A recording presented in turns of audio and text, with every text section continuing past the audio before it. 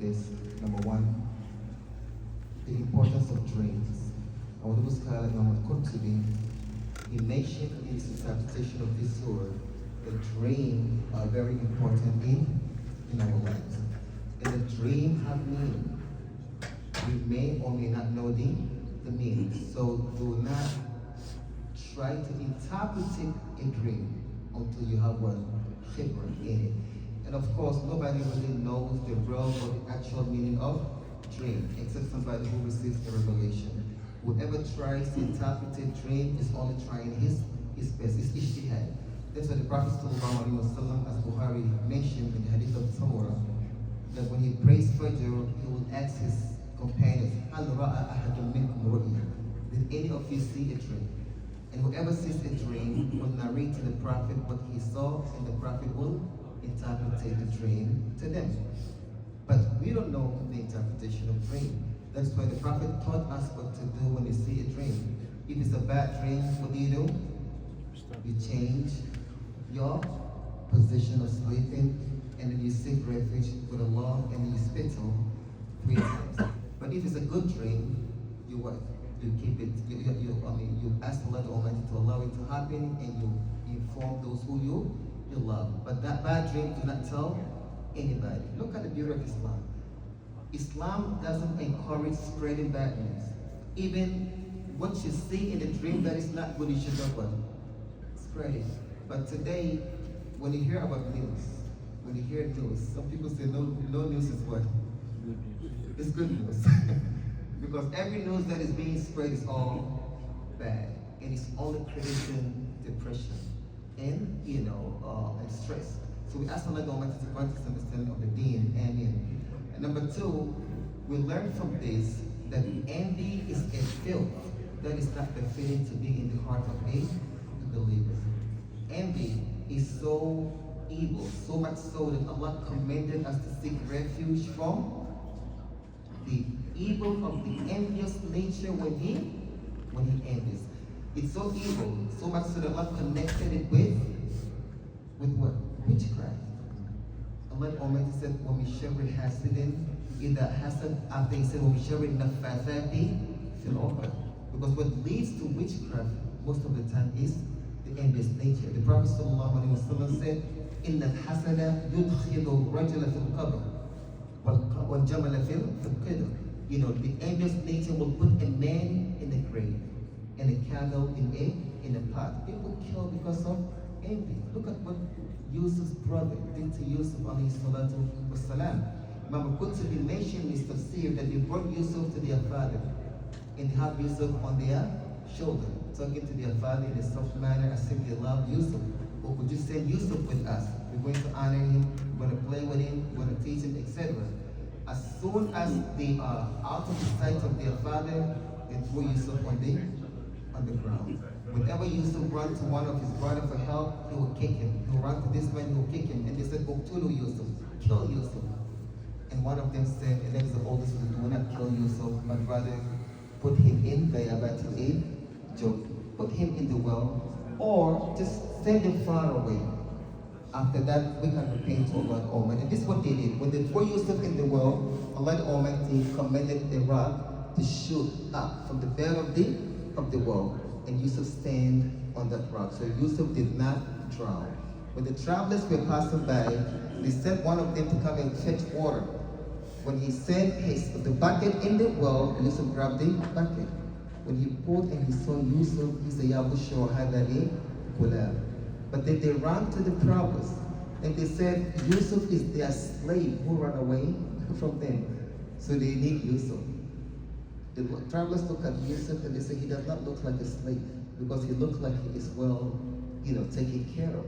They say he looks like this because we honor him and he eat from the same food that we eat. That's why he looked like this. When Yusuf was about to tell the travelers that he is not a slave, they said to Yusuf in their language, you better be what? In their language, you better be quiet, or otherwise we're going to go kill you. So what did they do with Yusuf? شَرَوْهُ بِثَمَنٍ بخس دراهم معدودة وكانوا فيه من الزاهدين. They sold Yusuf to the travelers with a very cheap price. When they turned away going, Yusuf said to them, غفر الله لكم وإن ظلمتموني. حفظكم الله وإن ضيعتموني. Yusuf said, may Allah forgive you even though you wronged me. May Allah protect you even though you wasted me. So when the Aziz heard this coming from the mouth of the Yusuf, he said, Akrimi mathwa. He said, honor the abode of this man. Asa an yanfa'ana aw nattakhidahu walada. This is because of his good character. We ask Allah the Almighty to adorn us with good character. Ameen. Yusuf is blessed with both beauty, external beauty and eternal beauty. And both are blessings from Allah the Almighty. If Allah the Almighty bless you with beautiful features, it's a blessing. Because the soul by nature inclines to something that is what? Beautiful. By nature, you want to be married to a beautiful wife. You want to live in a beautiful house. You want to drive a beautiful car. So if Allah bless you with beauty, that's what the Prophet usually, when you look in the mirror, what does he say?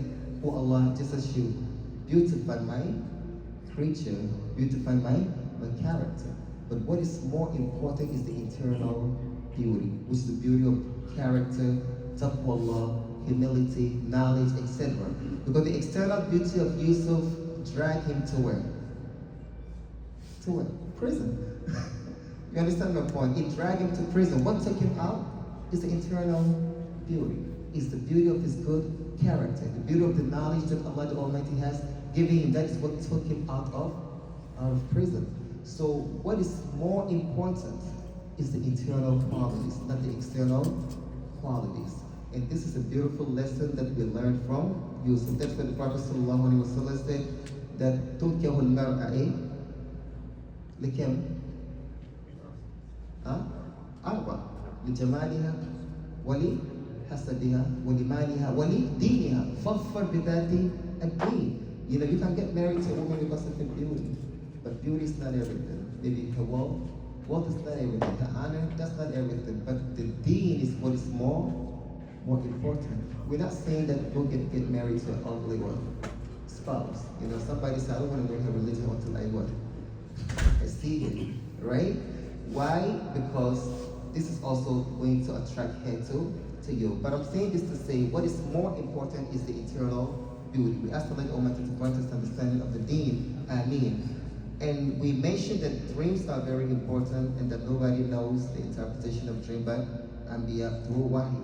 So if somebody sit down and say, I know interpretation of dream, come to me and I will interpret it to dream for you. He's a liar. If you see a dream, don't come to Imam Noor. Say, Imam Noor, I saw, this lion chasing me, or this woman, old lady trying to beat me up or eat me. So that is your aunt. Yeah, she's a witch. Give me some $100 or $500, I'll take care. This is what some people do, and they deceive the regular people. Wallahi, follow the sunnah of the Prophet sallallahu alaihi wasallam. You see bad dreams, seek refuge, give charity, because charity repels what? Calamity. If you see good news, make dua, ask Allah the Almighty to allow it to happen. When these prisoners saw the dream and they narrated their dream to Yusuf alayhi salatu wasalam, when the first one heard the good news, he was happy. But when the second one heard the bad news, what did he say? He said, Ma ra'aytu shay'an. I did not see anyone dream. And Yusuf said, Qudi al-amru alladhi fihi tastaftiyan. If you see a dream, like I said, it has a meaning. If you see a bad dream, ask Allah the Almighty to protect you and seek refuge with Allah the Almighty from it. We ask Allah the Almighty to grant us understanding of the deen. Ameen. But what is more important, seek refuge from hasad and shield yourself with al-dhikr. Ibn al-Qayyim said, people with envious nature resemble creatures that are poisonous, like snakes and scorpions. If you do not protect yourself from their poison, it will penetrate and what? And kill you, right? So the way you can shield yourself from the envious eye, the envious nature is with what? And dhikr. So we ask Allah the Almighty to make us among those who are beaten with our tongue, with the dhikr of Allah the Almighty. Ameen.